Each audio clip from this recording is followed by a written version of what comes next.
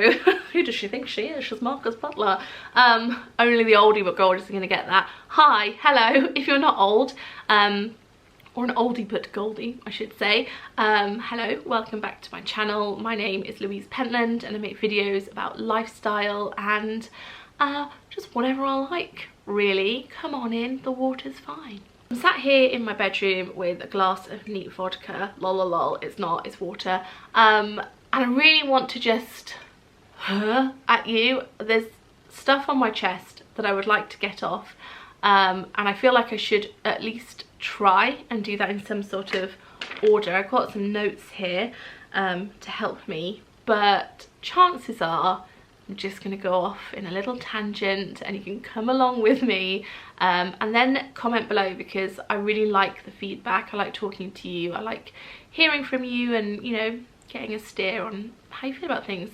So usually around this time of year I would make a video about all my goals or my resolutions for the year ahead, and this is that video, but also, oh wow, this is not that video. I have been feeling pretty bleh lately, and by lately I mean the last couple of years. I don't mean like this past week. I have alluded to it, I have talked about that here and there, but I've just been like very conscious that I don't want to be that person that bangs on about feeling down all the time, because I don't want to bore you. I also have this like, why do I think that you would want to hear that from me, like, you know, that insecurity and imposter syndrome and all those things that we all get, especially when you feel down. Those feelings feel heightened. So, and also I'm like a jolly on person. Like, come on, let's pull up our socks and carry on, let's jolly on through this. So I have been trying to jolly on, and I have to say it has worked, and I feel like I've come out of the other side. Don't think I'm all the way out, but I definitely feel a lot different to how I felt last year, and I would wager that a lot of us do, because we've all been through a pandemic in one way or another. We have all experienced it. I saw that what's that quote? It's not we're all in the same boat, but we're all in the same storm. And it's affected all of us, and also other things too, because as well as the pandemic, our lives have been going on. And so yeah, I've been feeling pretty bleak. I think that it started before the pandemic, when life just got so busy that I wasn't focusing on the word self-care makes me think of like bubble baths and like a long walk to blow out the cobwebs, but I mean like I just wasn't focusing on the things that actually matter to me and bring me joy. I was just doing all the things that I needed to get done, and just being swept along with like life's distractions really. And some of those distractions are really nice distractions, like really happy distractions, like work events. I love work events, but I know that if someone said to me, you've got 1 week to live, would I spend every day going to a work event? No, I wouldn't. I'd spend it like with my best friend and my family, and not in that order, obviously. I spent it with my family first, and like having nice food and, you know, all the things that bring you like good feels in your heart. And I wasn't doing a lot of the good feels things. I was just doing a lot of really happy distractions, and because they were happy distractions, I thought I was happy. And then the pandemic hit, and obviously things come crumbling down, and we all have to reassess our lives because so much has been taken away from us. And for me, a lot of the happy distractions were taken away. So for example, the work events, I'm saying it like that's the only thing, it's not, but it's just like a really good example that I share with you guys, so you can see where I'm coming from on this, hopefully. And those were taken away, and all of a sudden all of the things that I had put in little boxes and pushed down for a very long time were just there with nothing to cover over them, none of those happy distractions. And I was forced to really look at them and work through them and do the work, as they say. And I went to counselling, and I sought a lot of support from lots of places. And if I've learned anything this last 2 years, and you know what, I might make a video in a year's time and be like, oh, I didn't actually learn anything, but if I've learned anything, it is that life is short and life is for living.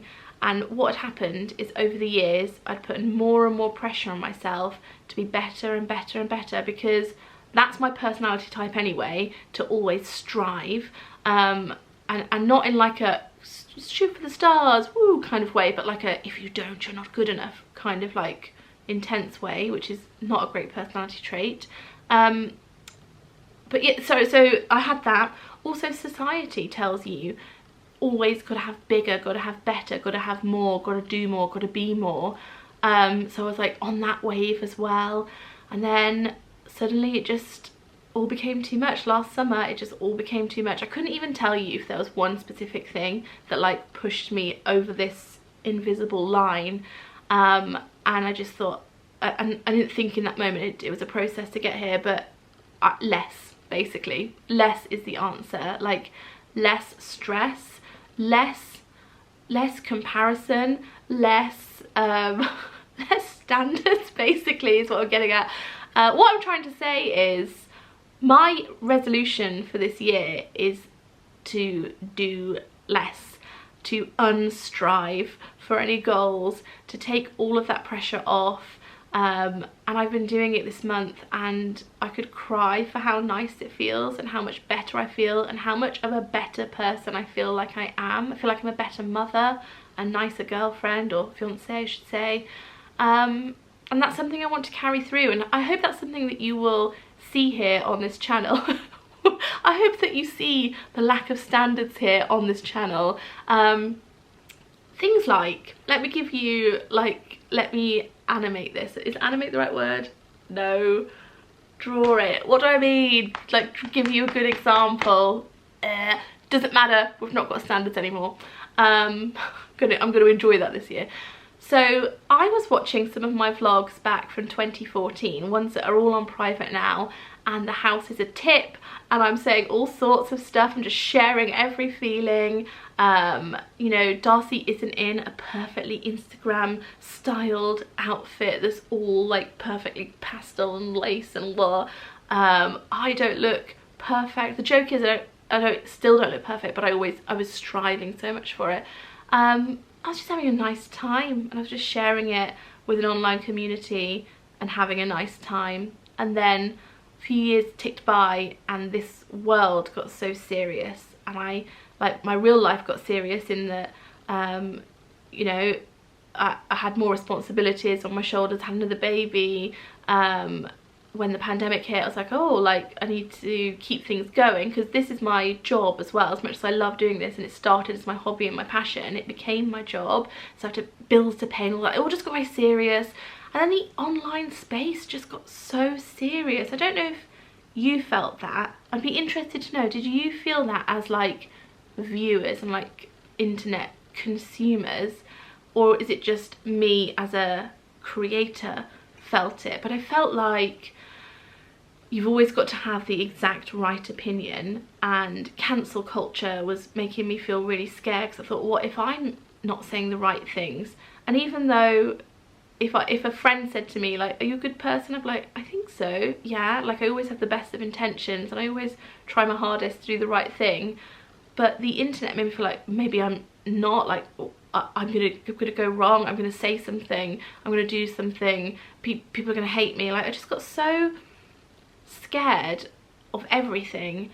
And also it goes without saying that if you put yourself online, you do open yourself up to everybody having an opinion, and everybody is entitled to an opinion.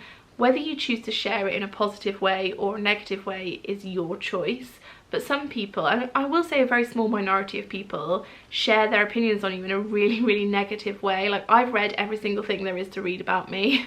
I've had people pick apart my looks, my taste, the things I say, the way I walk, the way I talk, my family, my children, my partners, like, I've only got one partner at the moment, but I mean over the last 10 years there's been multiple.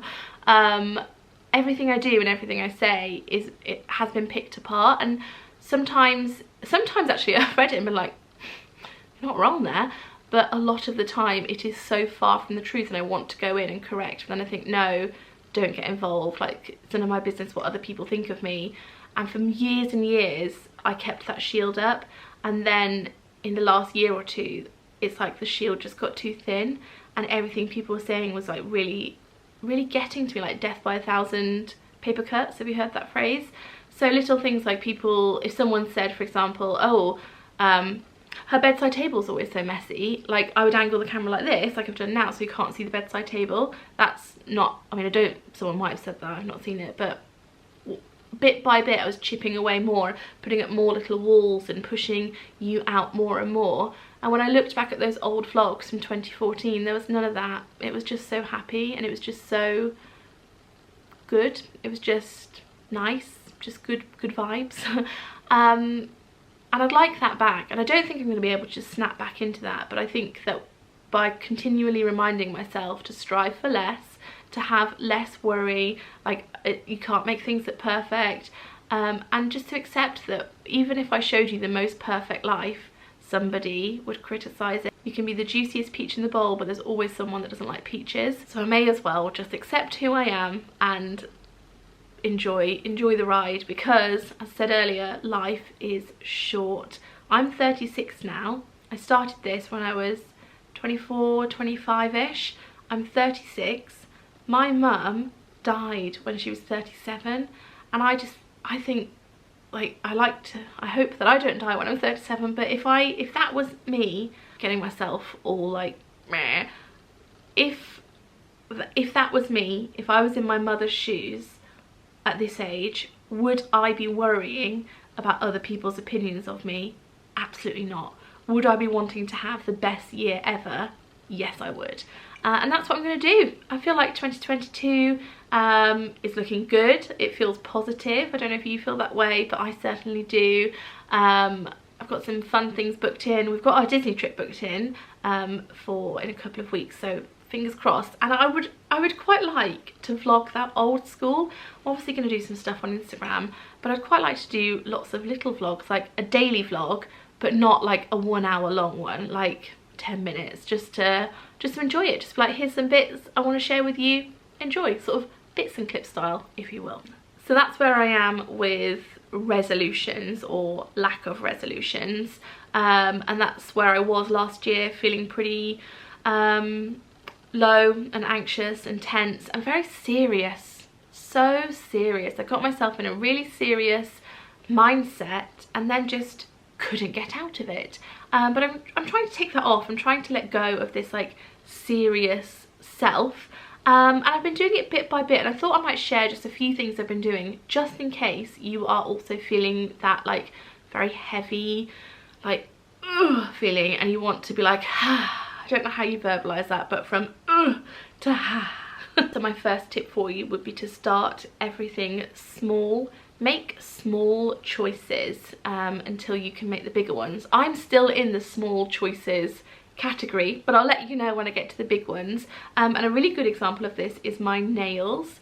I don't know if you've noticed, I'm sure that you haven't, but for the past 3 years I have basically done the same nail look over and over again. Every 2 weeks I get the same, and this time I didn't. I know that's not focused because it's on my face. There we go. I just said to Chloe, do something different, and she did. And you know what happened? Absolutely nothing. Nothing bad happened. I usually get pink with gold sparkles, but this time, there you go. Is that going to focus? Got some dots, got some glitter, got some pastels, and it's fine. It's nice. And every time I look at them, I think, that's fun. And that nice little, that's fun, is what I'm striving for. Prioritizing things for you is important. I know that we all talk about self-care, but how many of us actually care about ourselves and prioritize it? Things that you enjoy doing are okay to do. You don't have to feel guilty about that. You can't pour from an empty cup, and it's okay to do the things that you like. And it might be, like it was with me, that you can't really remember what you liked doing, and that's fun. That means you get to find out, like I have found out, that I like having wacky nails. I've also been trying to find my own version of what I enjoy. So I know that exercise is good for you, and people say go out and have a long walk, and sometimes I enjoy walks, but not all the time. Like last year I did loads of walks, and I did enjoy them when I got into them, but I'm not inspired to be like, right, let's go out for a walk. But do you know what I did? I bought a hula hoop, and I've been hula hooping at home, and I still get the rush of endorphins from it, and I'm just enjoying it, and I found my own version of something I enjoy. So bear that in mind when you're thinking of like what you want to do. You don't have to do what everyone tells you you're going to enjoy. Like, find what you enjoy. And lastly, and I think this is by far the biggest one, it is to find someone to talk to. I've been talking to a counsellor, which I know is a privilege because I pay for that myself. But if you have a friend or family member or even colleague, like if you go, a lot of companies, if you go to the HR department, have support there. They have counselling services. I know a friend of mine is currently having counselling through her work, which is amazing. Or your GP, but I know that everything's a bit backlogged with the NHS at the moment.